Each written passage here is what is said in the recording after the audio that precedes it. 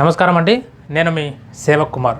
ఈ వీడియోలో ప్రత్యేకంగా ఇంటర్మీడియట్ విద్యార్థుల కోసం ఇంటర్మీడియట్ లైఫ్ గురించి మనం మాట్లాడుకుందాం. అయితే ఈ వీడియో చూస్తున్నటువంటి ఇంటర్మీడియట్ విద్యార్థులకు నేను చెప్పదలుచుకున్నది ఒకటే. ఈ ఇంటర్మీడియట్లోకి మీరు అడుగుపెట్టి ఫస్ట్ ఇయర్లో ఎప్పుడైతే మీరు జాయిన్ అయ్యారో ఆల్రెడీ జూన్, జూలై, ఆగస్టు ఇది మనకు 3వ నెల నడుస్తుంది. అంటే మ్యాక్సిమం కాలేజెస్లో మనకు సిలబస్ అనేది పరిగెడుతూనే ఉంటుంది. మ్యాక్సిమం డిసెంబర్, జనవరి వచ్చేసరికి సిలబస్ అనేది కంప్లీట్ అవుతుంది. సో విద్యార్థులు ఈ ఇంటర్మీడియట్ లైఫ్కి వచ్చారు కాబట్టి, కాలేజ్ లైఫ్కి వచ్చారు కాబట్టి, ఈ కాలేజీ వాతావరణానికి అలవాటు పడడానికి, అలాగే అక్కడ ఉన్నటువంటి లెక్చరర్స్ టీచింగ్ మెథడ్కి అలవాటు పడడానికి ఈ రకంగా ఎన్నో రకాలుగా ఆ ఉన్న సమయం కాస్త గడుస్తూ తీరా చూసేసరికి అకాడమిక్ ఇయర్కి ఎండింగ్కి వచ్చేసరికి విద్యార్థులు చదువుకోవాల్సినటువంటి సిలబస్ కొండంత ఉండేసరికి భయపడిపోయి 10వ తరగతి వరకు మంచిగా చదువుకున్నటువంటి విద్యార్థులు కూడా ఇంటర్మీడియట్ లోపల అరకొర మార్కులతో పాస్ అయ్యి అనవసరమైనటువంటి ఒత్తిడిని క్రియేట్ చేసుకునే విద్యార్థులు చాలామంది ఉంటారు. అందుకోసమనే ముఖ్యంగా మొదటి సంవత్సరం విద్యార్థులు ఫస్ట్ ఇయర్ స్టూడెంట్స్ ఎవరైతే ఉన్నారో ఈ వీడియో చూస్తున్న వాళ్ళు ఫస్ట్ ఇయర్ స్టూడెంట్స్ అయితే కంపల్సరీ ఎండ్ వరకు చూడండి. అలాగే ఇంకొక ఫస్ట్ ఇయర్ చదువుతున్నటువంటి విద్యార్థులకు ఈ వీడియోని షేర్ చేయండి. బేటా మీరు ఇంటర్మీడియట్లో మీరు జాయిన్ అయ్యేటప్పుడు మీరు ఒక గ్రూప్ సెలెక్ట్ చేసుకున్నారు కదా, ఎంపీసా, ఎంఈసా, బైపీసా, సిఈసా, హెచ్ఈసా, ఏదో ఒక గ్రూప్ మీరు సెలెక్ట్ చేసుకున్నారు. ఫస్ట్ మీరు చేయాల్సినటువంటి పని, నేను ఈ గ్రూప్ని సెలెక్ట్ చేసుకోవడానికి రీజన్ ఏంటి? ఫస్ట్ మిమ్మల్ని మీరు క్వశ్చన్ చేసుకోండి. ఈ గ్రూప్ని నేను సెలెక్ట్ చేసుకోవడానికి రీజన్ ఏంటి? నీ ఫ్రెండ్ తీసుకున్నాడని తీసుకున్నావా, మీ పక్కింటి వాళ్ళు తీసుకున్నారా, లేకపోతే మీ ఇంట్లో మీ అన్ననో అక్కనో ఆల్రెడీ సేమ్ గ్రూప్ చదివారు కాబట్టి నేను కూడా అదే తీసుకోవాలని చెప్పి అదొక ఆనవాయితీలాగా తీసుకున్నావా? లేకపోతే లేదు, నేను డాక్టర్ అవ్వాలనుకుంటున్నా, ఇంజనీర్ అవ్వాలనుకుంటున్నా, నేను టీచింగ్ ప్రొఫెషన్లోకి వెళ్ళాలనుకుంటున్నా, లేకపోతే నేను ఒక ఐఏఎస్ అవ్వాలనుకుంటున్నా, ఒక ఐపీఎస్ అవ్వాలనుకుంటున్నా, నేను ఈ రంగం లోపలికి వెళ్ళాలనుకుంటున్నా కాబట్టి ఈ గ్రూప్ తీసుకున్నా అని చెప్పి ఎంతమంది విద్యార్థులకు స్పష్టమైనటువంటి క్లారిటీ ఉంది ఒక్కసారి ఆలోచించుకోండి. సో మీరు తీసుకునేటటువంటి గ్రూపే మీ ఫ్యూచర్ని డిసైడ్ చేస్తుంది. 10వ తరగతి వరకు మీకు అన్ని సబ్జెక్ట్స్ ఉంటాయి, కానీ ఈ ఇంటర్మీడియట్కి వచ్చేసరికి నువ్వు ఏదైతే రంగంలో వెళ్ళాలనుకుంటున్నావో, ఏదైతే రంగం వైపు నువ్వు వెళ్ళాలనుకుంటున్నావో ఇక్కడి నుంచి కొత్త టర్నింగ్ పాయింట్ స్టార్ట్ అవుతుంది. కాబట్టి విద్యార్థులు ఈ ఇంటర్మీడియట్లో గ్రూప్ తీసుకునేటప్పుడు, అందుకే నేను 10వ తరగతి విద్యార్థులకు ఎప్పుడైనా క్లాస్ చెప్పేటప్పుడు చెప్తాను, మీరు నెక్స్ట్ ఇంటర్మీడియట్లో తీసుకునేటటువంటి గ్రూప్ గురించి 1కి 10 సార్లు ఆలోచించండి. మీరు ఎందుకు తీసుకోవాలనుకుంటున్నారు, ఏ కారణం చేత తీసుకోవాలనుకుంటున్నారు, మీరు భవిష్యత్తులో ఎక్కడికి వెళ్ళాలనుకుంటున్నారు, దాన్ని బేస్ చేసుకొని మీకు తెలియకపోతే తెలిసిన వాళ్ళ గైడెన్స్ తీసుకొని గ్రూప్ తీసుకోండి. కానీ మీ ఫ్రెండ్ తీసుకున్నాడని, మీ ఊరు వాళ్ళు తీసుకున్నారని చెప్పి, మీ ఇంట్లో వాళ్ళు తీసుకున్నారని చెప్పి అలా తీసుకోకండి. మీ ఫ్యూచర్లో మీరు ఏం అవ్వాలనుకుంటున్నారు, ఏ రంగంలో మీరు స్థిరపడాలనుకుంటున్నారు, దానికి సంబంధించినటువంటి గ్రూప్ ఏదో తెలుసుకొని తీసుకోండి. మ్యాక్సిమం స్కూళ్ళలో టీచర్స్ ఈ గ్రూప్ తీసుకుంటే మీకు ఇలాంటి ఫ్యూచర్ ఉంటుంది, ఈ గ్రూప్ తీసుకుంటే ఇలాంటి ఫ్యూచర్ ఉంటుంది, ఈ గ్రూప్లో ఈ సబ్జెక్ట్స్ ఉంటాయని ఒకవేళ చెప్పి ఉంటారు. అక్కడ చెప్పకపోయినా కొన్ని కాలేజీలలో స్టూడెంట్స్ జాయిన్ అయిన తర్వాత స్టార్టింగ్ ఇంట్రడక్షన్ క్లాసులు జరిగేటప్పుడు అక్కడైనా సరే లెక్చరర్స్ ఖచ్చితంగా చెప్తారు. టీచర్స్ చెప్పి ఉంటారు, లెక్చరర్స్ చెప్పి ఉంటారు. సో ఇంతమంది చెప్పినా కూడా నువ్వు రాంగ్ గ్రూప్ తీసుకొని రాంగ్ ట్రాక్లో వెళ్ళొద్దు అనేది నా అభిప్రాయం. ఒకవేళ ఎవరు చెప్పకపోయినా ఈరోజు మీరు ఏ గ్రూప్ తీసుకుంటే ఎలాంటి ఫ్యూచర్ ఉంటుందని చెప్పి తెలుసుకోవడానికి సోషల్ మీడియాలో కావాల్సినన్ని ప్లాట్ఫామ్స్ ఉన్నాయి, కావాల్సినన్ని వీడియోలు ఉన్నాయి. సో విద్యార్థులు, ఈ వీడియో చూస్తున్నటువంటి విద్యార్థులు, మీరు తీసుకున్నటువంటి గ్రూపు అన్ని రకాలుగా ఆలోచించి నీ భవిష్యత్తు గురించి ఆలోచించే తీసుకున్నామని చెప్పి నేను అనుకుంటున్నా. మీరు చదవబోయే ఈ 2 సంవత్సరాలు మీ కెరీర్కి గోల్డెన్ పీరియడ్ అని చెప్తాను నేను. ఎందుకంటే ఈ 2 ఇయర్స్ పీరియడ్లోనే రేపొద్దున నువ్వు వెళ్ళాల్సినటువంటి రంగానికి సంబంధించి ఎంసెట్ కావచ్చు, నీట్ కావచ్చు, జేఈఈ కావచ్చు, సిఏ కావచ్చు, క్లాట్ కావచ్చు, ఇలాంటి ఎగ్జామినేషన్స్కి అన్నిటికీ ప్రిపరేషన్ మీ ఇంటర్మీడియట్ నుంచే స్టార్ట్ అవుతుందని మర్చిపోకండి. చాలామంది విద్యార్థులు 10వ తరగతి నుంచి ఇంటర్మీడియట్లోకి వచ్చేసరికి ఇంటర్మీడియట్లో కొద్దిగా ఫ్రీడమ్ దొరుకుతుంది. ఏం దొరుకుతుంది? ఫ్రీడమ్ దొరుకుతుంది. సో ఇంటర్మీడియట్కి వచ్చేసరికి ఆ దొరికినటువంటి ఆ ఫ్రీడమ్ వల్ల చాలామంది విద్యార్థులు ఈ సబ్జెక్టుల పైన, ఈ కోర్సుల పైన అండ్ ఫ్యూచర్కు సంబంధించి మన ప్రిపరేషన్ పైన, వీటిపైన దృష్టి పెట్టకుండా ఆ ఫ్రీడమ్ని యూటిలైజ్ చేసుకొని సోషల్ మీడియాలో టైంపాస్ చేస్తూ, కాలేజీకి ఇర్రెగ్యులర్గా వెళ్తూ, సో ఫ్రెండ్స్తో చిట్ చాట్ చేస్తూ ఈ రకంగా టైంని వృధా చేసుకొని ఎగ్జామ్స్ వచ్చినప్పుడు ఎగ్జామ్స్ ముందు టెన్షన్ పడి బాధపడే విద్యార్థులు చాలామంది ఉంటారు. అందుకే చెప్తున్నా బేటా, మీరు చదవబోయేటటువంటి ఈ 2 సంవత్సరాల ఇంటర్మీడియట్ ఎడ్యుకేషన్ అనేది మీ ఫ్యూచర్కి గోల్డెన్ పీరియడ్ అని చెప్పి మర్చిపోకండి, రాసి పెట్టుకోండి. మీ ఇంట్లో అవసరమైతే రాసి పెట్టుకోండి గోల్డెన్ పీరియడ్. విద్యార్థులు మర్చిపోకుండా గుర్తు పెట్టుకొని ఈ 2 సంవత్సరాలు మీరు రాయబోయేటటువంటి ఆ ఎంట్రన్స్ ఏదైతే ఉందో ఆ ఎంట్రన్స్ ఎగ్జామ్స్కి సంబంధించినటువంటి బేస్ని మంచిగా బిల్డ్ చేసుకోవాలని చెప్పి నేను కోరుకుంటున్నాను. కొంతమంది స్టూడెంట్స్ ఏమనుకుంటారంటే మొన్ననే 2 మంత్స్ బ్యాకే కదా సార్ మేము జాయిన్ అయ్యాం కాలేజ్లో, ఇంకా నేనైతే లాస్ట్ మంతే జాయిన్ అయ్యాను సార్, కొద్దిగా లేట్గా జాయిన్ అయ్యాను, ఇంకా టైం ఉంది కదా సార్, ఇది ఓన్లీ ఆగస్టే కదా సార్, ఇంకా చాలా టైం ఉంది కదా సార్, మెల్లగా చూసుకుంటామని చెప్పి కొంతమంది విద్యార్థులు అనుకుంటారు. ఆల్రెడీ 2 మంత్స్ కంప్లీట్ అయ్యాయి, ఇంకా కొన్ని రోజులు అయితే మీకు 3 మంత్స్ కూడా కంప్లీట్ అవుతాయి. సో మీకు ఈ అకాడమిక్ ఇయర్లో 3 మంత్స్ కంప్లీట్ అయ్యాయి కాబట్టి ఈ మిగిలిన సమయాన్నైనా ఇప్పటి నుంచి, అవును కదా ఈసారి చెప్పినట్లు నేను ఫ్యూచర్లో ఏ రంగానికి వెళ్ళాలనుకుంటున్నానో ఆ రంగానికి సంబంధించినటువంటి ఎంట్రన్స్ ఎగ్జామ్స్కి ప్రిపరేషన్ ఇక్కడి నుంచే స్టార్ట్ చేయాలి కదా అని చెప్పి నువ్వు కనుక మనస్ఫూర్తిగా ఆలోచించి ప్రిపరేషన్ స్టార్ట్ చేయాలనుకుంటే మాత్రం ఇక్కడి నుంచైనా నువ్వు మేలుకొని ఈ ఉన్న సమయాన్ని నువ్వు అద్భుతంగా ఉపయోగించుకుంటే మాత్రం మిత్రమా మీరు ఖచ్చితంగా మీరు రాయబోయేటటువంటి ఎంట్రన్స్ ఎగ్జామ్లో ఖచ్చితంగా విజయం సాధిస్తారు.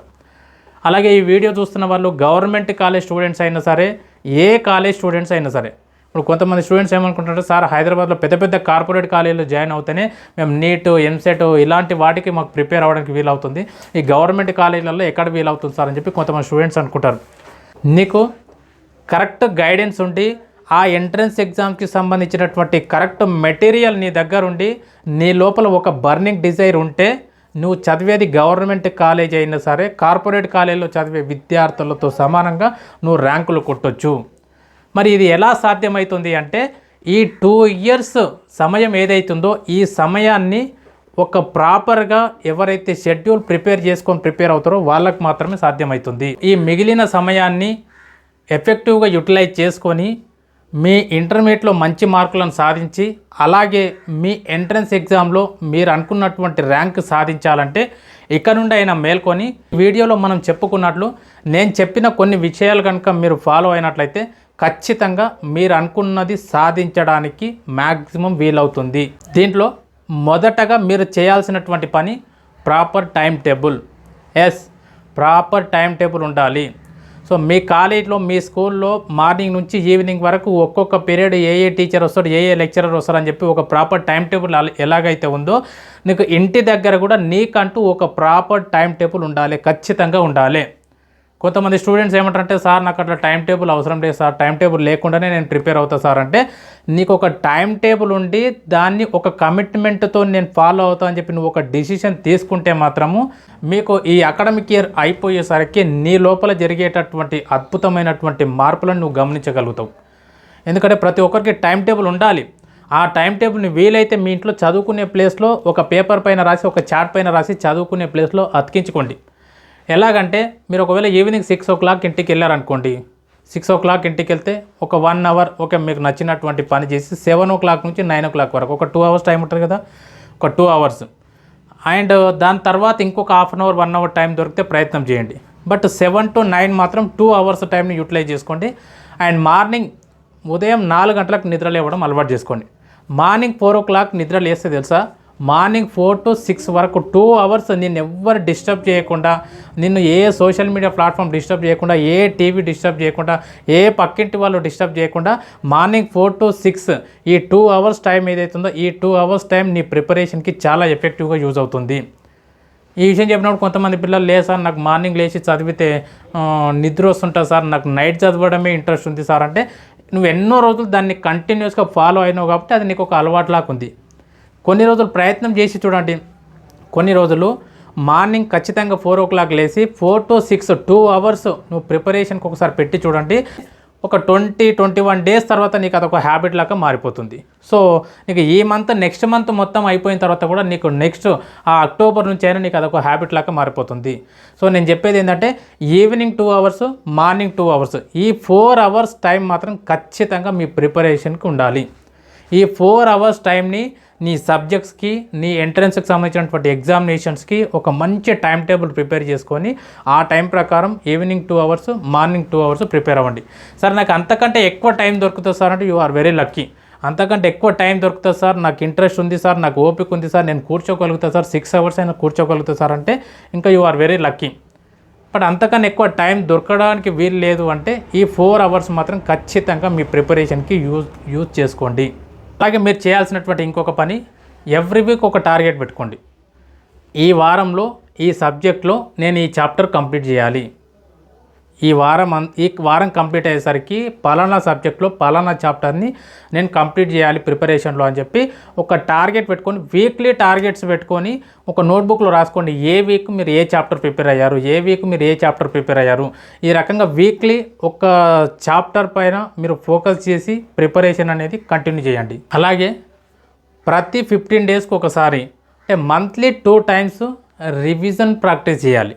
అంటే గడిచిన 15 daysలో మనం ఏం ప్రిపేర్ అయ్యాము, ఏమేం ప్రాక్టీస్ చేశాము, ఎంతవరకు సిలబస్ అయిందని చెప్పి ఎవ్రీ 15 daysకి ఒకసారి మీరు రివిజన్ ప్లాన్ చేసుకోవడం ఖచ్చితంగా మర్చిపోకండి. నెక్స్ట్ ఇంకొక విషయం, మీ యాన్యువల్ ఎగ్జామినేషన్స్ వచ్చేసరికి, మీ ఎంట్రన్స్ ఎగ్జామ్స్ వచ్చేసరికి మార్క్ టెస్టులు వీలైనన్ని రాయడానికి ప్రయత్నం చేయండి. నాకు తెలిసినంత వరకు కాలేజీలలో మార్క్ టెస్టులు కండక్ట్ చేస్తూనే ఉంటారు. ఒకవేళ చేయకపోయినా రిక్వెస్ట్ చేసి అడిగి మరి మీ సబ్జెక్టులలో మార్క్ టెస్ట్ కావచ్చు, అలాగే మీ ఎంట్రన్స్ ఎగ్జామ్కి సంబంధించినటువంటి మార్క్ టెస్ట్ వీలైనన్ని ఎక్కువ మార్క్ టెస్టులు. ఆ మార్క్ టెస్ట్ రాస్తున్నప్పుడు ఎంత సీరియస్గా అంటే రియల్ ఎగ్జామ్ మీరు రాస్తున్నట్లు, రియల్ ఎంట్రన్స్ మీరు రాస్తున్నట్లు, రియల్ యాన్యువల్ ఎగ్జామ్ మీరు రాస్తున్నట్లు ఫీల్ అవుతూ ప్రతి మార్క్ టెస్ట్ని ఒక ఛాలెంజ్గా తీసుకొని కనుక మీరు ప్రాక్టీస్ చేస్తూ వెళ్తే చివరగా మీరు రాయబోయేటటువంటి ఎంట్రన్స్ ఎగ్జామినేషన్ కావచ్చు, యాన్యువల్ ఎగ్జామినేషన్ కావచ్చు విజయాన్ని తెచ్చిపెడుతుంది. విద్యార్థులు ప్రిపేర్ అయ్యేటప్పుడు వాళ్ళ క్లాస్లో ఉన్నటువంటి 50 మందిని 60 మందిని చూసుకొని ఈ 60 మంది కంటే బెటర్గా నేను రాస్తే చాలు, క్లాస్ ఫస్ట్ అని చెప్పి ఫీల్ అవుతూ ఉంటాను.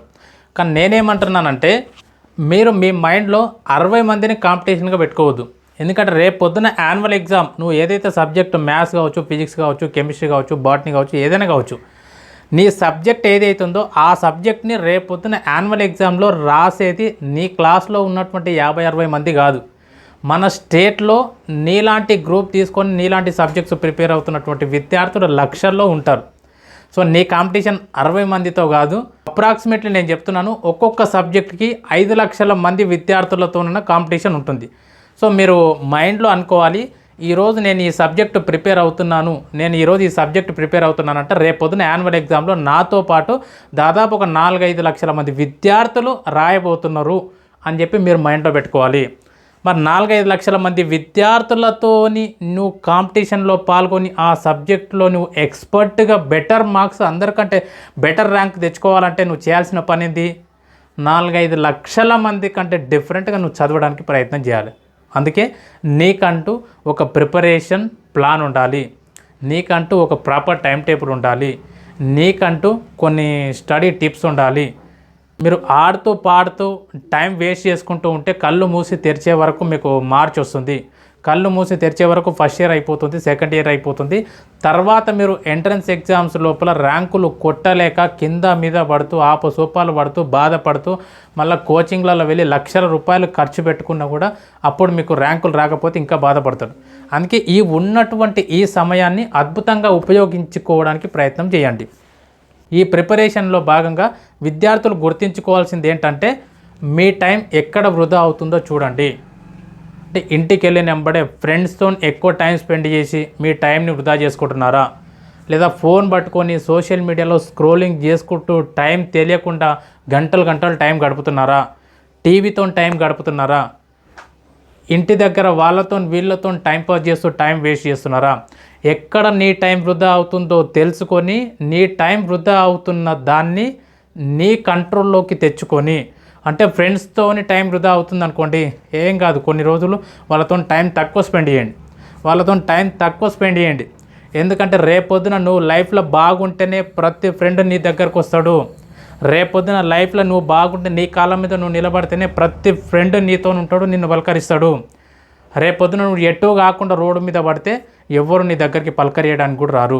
అందుకే ఈరోజు నీ టైం ఎక్కడ వృధా అవుతుందో చూసుకొని కొద్దిగా జాగ్రత్త పడి నీ ప్రిపరేషన్ని ఇంకొద్దిగా స్ట్రాంగ్ చేసుకోండి. సక్సెస్ఫుల్ ప్రిపరేషన్ అంటే 24/7 చదవడం కాదు, కన్సిస్టెన్సీగా స్మార్ట్గా చదవడమే సక్సెస్ఫుల్ ప్రిపరేషన్. కొంతమంది విద్యార్థులు ఉదయం రోజు 4 గంటలకు లేచి ఉదయం 2-3 గంటలు, సాయంత్రం 2 అవర్స్ ఈ రకంగా కంటిన్యూగా ఒక 4 మంత్స్ ప్రిపేర్ అయ్యి తర్వాత వదిలేసిన వాళ్ళు ఉంటారు. అందుకే ఒకేసారి 6 గంటలు 7 గంటలు కాకుండా సక్సెస్ఫుల్ ప్రిపరేషన్ అంటే రోజుకు నువ్వు ఎన్ని గంటలు చదువుతున్నావని కాదు, రోజుకు నువ్వు చదివేది 1 అవర్ 2 అవర్స్ అయినా సరే కన్సిస్టెన్సీగా స్మార్ట్గా నువ్వు చదువుతున్నావా లేదా. రోజు మర్చిపోకుండా ఉదయం టిఫిన్, మధ్యాహ్నం లంచ్, నైట్ డిన్నర్ ఎలాగైతే చేస్తున్నామో రోజు మర్చిపోకుండా మన పనులు మనం ఎలా అయితే చేసుకుంటున్నామో నీ ఇంటర్మీడియట్ ప్రిపరేషన్ కూడా రోజు మర్చిపోకుండా ఇది నా పని, నా కర్తవ్యం, నా బాధ్యత, రేపొద్దున నేను బాగుండాలంటే నా లైఫ్ని టర్నింగ్ చేసేటటువంటి ఒక గ్రూప్ని తీసుకున్నాను, ఇది నా లైఫ్కి సంబంధించినటువంటి విషయం, దీన్ని సీరియస్గా తీసుకోవాలని చెప్పి నీ దినచర్యలో భాగంగా కన్సిస్టెన్సీగా స్మార్ట్గా ఎవరైతే ప్రిపేర్ అవుతారో ఖచ్చితంగా వాళ్ళని విజయం వరిస్తుంది. కన్సిస్టెన్సీగా నీ ప్రిపరేషన్ని కంటిన్యూ చేస్తూ కంప్లీట్ చేసి రేపొద్దున ఎంట్రన్స్ ఎగ్జామ్ కావచ్చు, యాన్యువల్ ఎగ్జామినేషన్ కావచ్చు, ఏదైనా కావచ్చు, ఒక జాబ్కి సంబంధించినటువంటి ఎగ్జామ్ కావచ్చు, ఏదైనా కావచ్చు, ఆ ఎగ్జామ్ ఏదైనా సరే రాసిన తర్వాత వచ్చేటటువంటి రిజల్ట్ ఏదైనా సరే దాన్ని యాక్సెప్ట్ చేయడానికి నీ మైండ్ని ట్యూన్ చేసుకోవడం అలవాటు చేసుకో. కొంతమంది విద్యార్థుల్ని చూస్తున్నాం, సంవత్సరం మొత్తం వాళ్ళు కాలేజ్ నుంచి ఇంటికి వచ్చారంటే లేదంటే హాస్టల్లో వాళ్ళ రూమ్ల నుంచి బయటికి వెళ్ళకుండా ఒక ఎఫెక్టివ్గా అద్భుతంగా ప్రిపరేషన్ ప్లాన్ పెట్టుకొని ప్రిపేర్ అయ్యి ఎగ్జామినేషన్ టైంలో హెల్త్ బాగలేకనో ఇంకేదో ప్రాబ్లం ఉండి కొద్దిగా ఆన్సర్స్ గుర్తు రాకనో సంథింగ్ ఏదో ఒక ప్రాబ్లం వల్ల వాళ్ళు అన్ఎక్స్పెక్టెడ్గా వాళ్ళు రాసినటువంటి ఎగ్జామ్లో ఫెయిల్ అవుతే ఆ ఒత్తిడిని తట్టుకోలేక సంవత్సరం మొత్తం నేను ప్రిపేర్ అయినా మా పక్కింటోళ్ళు వీళ్ళు అందరు చూసారు, వీడు రూమ్లోకి వెళ్ళి బయటికి వెళ్ళకుండా చదువుకుంటాడు, వీడు చాలా డిసిప్లిన్గా చదువుకుంటాడు, వీడు ఖచ్చితంగా టాపర్ అవుతాడు, వీడే కాలేజీలో టాపర్ వస్తాడు, వీడికి స్టేట్ ర్యాంక్ వస్తుందని చెప్పి అందరు అనుకుంటున్నారు. ఈరోజు నేనేమో ఫెయిల్ అయినా అని చెప్పి ఎవరో ఏదో అనుకుంటారని చెప్పి అది మనసులో పెట్టుకొని వచ్చినటువంటి ఫెయిల్యూర్ని యాక్సెప్ట్ చేయలేక ఆత్మహత్య చేసుకొని చనిపోయినటువంటి విద్యార్థులు ఎంతోమంది ఉన్నారు. అందుకే నేను ఒకటే చెప్తున్నాను, 24/7 చదివే విద్యార్థి అయినా సరే, రోజుకి గంట సేపు చదివే విద్యార్థి అయినా సరే, రేపొద్దున వచ్చేటటువంటి రిజల్ట్ ఏదైనా సరే దాన్ని యాక్సెప్ట్ చేయడానికి రెడీగా ఉండండి. స్టేట్ ర్యాంక్ వచ్చిందా, సెలబ్రేట్ చేసుకోవడానికి రెడీగా ఉండండి. మీకు కాలేజ్ ఫస్ట్ వచ్చిండ్రా, సెలబ్రేట్ చేసుకోవడానికి రెడీగా ఉండండి. ఫెయిల్ అయినరా, యాక్సెప్ట్ చేయడానికి రెడీగా ఉండండి. ఎక్కడ ఫెయిల్ అయినాము, ఎందుకు ఫెయిల్ అయినాము, ఏ కారణం చేత ఫెయిల్ అయినాము అని చెప్పి ఆ కారణాన్ని తెలుసుకొని మళ్ళీ బౌన్స్ బ్యాక్ అయ్యి మళ్ళీ ప్రయత్నం చేయడానికి లేచి నిలబడండి. కానీ కుప్పకూలిపోయి పడిపోయి నా వల్ల కాదు అని చెప్పి ఆత్మహత్య లాంటి పిచ్చి పిచ్చి పనులు చేసే ప్రయత్నం మాత్రం చేయకండి. ఏం జరిగినా మన మంచికే అనే మైండ్ సెట్తో ఉండండి. అలా అని చెప్పి సంవత్సరం మొత్తం అవారగా తిరుగుతూ అస్సలే ప్రిపేర్ కాకుండా ఒక టైం టేబుల్ లేకుండా ఏం లేకుండా నువ్వే చెప్పావు ఒకసారి ఏం జరిగినా మన మంచికే, ఏదైనా జరిగిన అది కాదు. నీ ప్రయత్నం నువ్వు విధాల నువ్వు ప్రయత్నం చేసిన తర్వాత, నీ ప్రయత్నం 100% నీ ఎఫర్ట్స్ పెట్టిన తర్వాత వచ్చే రిజల్ట్ ఏదైనా సరే దాన్ని యాక్సెప్ట్ చేయడం నేర్చుకోండి. జీవితంలో ఇంకా ముందుకు వెళ్ళగలుగుతావు. ఆ యాక్సెప్టెన్సీ చాలామంది విద్యార్థులకు తెలియట్లేదు. ఫెయిల్యూర్ని యాక్సెప్ట్ చేయడం రావట్లేదు. ఎందుకంటే చాలామంది పేరెంట్స్ కూడా విద్యార్థుల మీద ఎంతో ప్రెజర్ పెట్టి నువ్వు ఖచ్చితంగా స్టేట్ ర్యాంక్ కొట్టాలి, ఈసారి నీకంటే పక్కింటోడు కొట్టిననుకో మన పరువు పోతుంది, ఎదిరింటోళ్ళు స్టేట్ ర్యాంక్ కొట్టిననుకో మన పరువు పోతుంది, వాళ్ళకంటే నీకు రావాలి. ఈ రకంగా పేరెంట్స్ పెట్టే ప్రెజర్ కావచ్చు, చుట్టాలు పెట్టే ప్రెజర్స్ కావచ్చు, సో టీచర్స్, లెక్చరర్స్ ఎవరైనా కావచ్చు, అందరు మన మీద హై ఎక్స్పెక్టేషన్స్ పెట్టుకొని అన్ఎక్స్పెక్టెడ్గా ఫెయిల్ అయితే దాన్ని తట్టుకోలేక, ఆ ఒత్తిడిని తట్టుకోలేక ఆత్మహత్య చేసుకున్నటువంటి విద్యార్థులు ఎంతోమంది ఉన్నారు. అందుకే చెప్తున్నాను బేట, మీరు ఫెయిల్ అవ్వాలన్న ఉద్దేశం కాదు, రిజల్ట్ ఏది వచ్చినా దాన్ని యాక్సెప్ట్ చేయడం నేర్చుకోవాలి. ఎడ్యుకేషన్ అంటే ఏంటంటే, చదువు అంటే ఏంది, నీ పుస్తకంలో ఉన్నటువంటివి కాపీ పేస్ట్ చేసి ఎగ్జామ్లో మార్కులు తెచ్చుకోవడం చదువా? అది చదివే. కానీ నిజమైనటువంటి చదువు ఏంటంటే నీ జీవితంలో ఎన్ని సమస్యలు వచ్చినా, ఎన్ని బాధలు వచ్చినా, ఎన్ని కష్టాలు వచ్చినా వాటిని ఎదుర్కొంటూ ఫేస్ చేస్తూ ముందుకెళ్ళేటటువంటి ధైర్యం ఎప్పుడైతే నీ లోపల మొదలవుతుందో అదే నీ లోపల రియల్ ఎడ్యుకేషన్ స్టార్ట్ అయినట్లు. అలాగే మీరు చదువుకుంటున్నప్పుడు నా వల్ల అవుతుందా, నేను సాధిస్తానా, నాకు ఈ ర్యాంక్ వస్తుందా, నేను పాస్ అవుతానా, ఇలాంటి డౌట్లన్నీ పక్కకు పెట్టండి. మీరు పెట్టుకోవాల్సింది ఒకటే మీ మనసులో, ఐ విల్, నా వల్ల అవుతుంది, ఐ కెన్ డూ ఇట్, ఇది నేను చేయగలుగుతా, ఇది ఖచ్చితంగా నా వల్ల అవుతుంది అని చెప్పి ఒక దృఢమైనటువంటి నమ్మకం మీ మీద మీరు పెట్టుకొని ముందుకెళ్ళండి. కానీ అవుతుందో కాదో, ఇది మన వల్ల ఏడవుతుంది, మనకంత సీన్ ఏడుంది, ఇలాంటి ఎంట్రన్స్లు మనకి యాడ్ అవుతాయి, ఇలాంటి మైండ్లో పెట్టుకోకుండా ఖచ్చితంగా నా వల్ల అవుతుంది, ఐ కెన్ డూ ఇట్ అని చెప్పి మీ మనసులో దృఢమైనటువంటి సంకల్పం పెట్టుకొని ముందుకెళ్ళండి. చివరిగా వీడియో ఎండింగ్లో ఒక్కటే మాట చెప్తున్నానండి. వీడియో చూస్తున్నటువంటి ప్రతి విద్యార్థికి నువ్వు ఏ కాలేజీలో చదువుతున్నావు అనేది ముఖ్యం కాదు మిత్రమా, ఎంత గొప్పగా చదువుతున్నావు అనేది ముఖ్యం. సో నీకంటూ ఒక ప్రిపరేషన్ ప్లాన్ పెట్టుకొని ఒక దృఢమైనటువంటి సంకల్పంతో నీ ఫ్యూచర్లో నువ్వు ఎక్కడికి వెళ్ళాలనుకుంటున్నావో అది నీ మైండ్లో పెట్టుకొని మీ లెక్చరర్స్ హెల్ప్ తీసుకోండి, పేరెంట్స్ హెల్ప్ తీసుకోండి, ఫ్రెండ్స్ హెల్ప్ తీసుకోండి. సో టైంపాస్ చేసే వాళ్ళతోని అనవసరమైనటువంటి టైం వృధా చేసే వాళ్ళని వీలైనంత వరకు దూరం పెట్టి చదువుకుందాం దా అనడంతో ఫ్రెండ్షిప్ చేస్తూ నీ ప్రిపరేషన్ ఇంకొద్దిగా స్ట్రాంగ్ చేసుకొని నీ చదువుకి నీ ప్రిపరేషన్కి అంటే నీ ఆలోచనలకు తగ్గట్లు ఎవరైతే ఉన్నారో వాళ్ళతోనే వీలైనంత వరకు టైంని స్పెండ్ చేస్తూ నీ ప్రిపరేషన్ని అద్భుతంగా కొనసాగిస్తూ ముందుకెళ్తావని చెప్పి కోరుకుంటూ నీ జీవితంలో నీవు అనుకున్నటువంటి లక్ష్యాన్ని చేరుకోవాలని చెప్పి మనసా వాచా కోరుకుంటూ థ్యాంక్ యూ వెరీ మచ్.